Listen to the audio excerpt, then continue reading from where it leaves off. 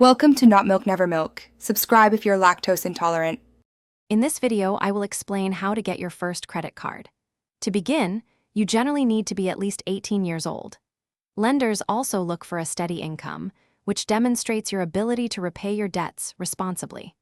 While a perfect credit history isn't required for your very first card, understanding these foundational elements is crucial. We'll guide you through the initial steps to ensure a smooth application process and set you up for success. When selecting your first card, secured credit cards are often recommended.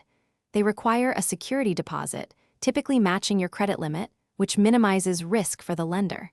If you're a student credit card can be an excellent option, offering benefits tailored to your situation. Retail store cards can also help build credit, but often come with higher interest rates. Choose wisely based on your current circumstances. The application process involves gathering a few key documents. You'll typically need a government-issued identification, proof of address, and income verification, such as pay stubs or bank statements. Carefully complete the application form, ensuring all information is accurate. After submission, there's usually a waiting period of a few days to a couple of weeks for the lender to review your application and notify you of their decision. Responsible credit card use is paramount. Always strive to pay your balance in full and on time each month to avoid interest charges and late fees.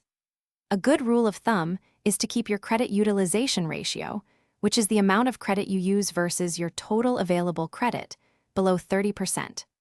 Regularly monitoring your credit report for any errors is also a smart practice to maintain a healthy financial standing.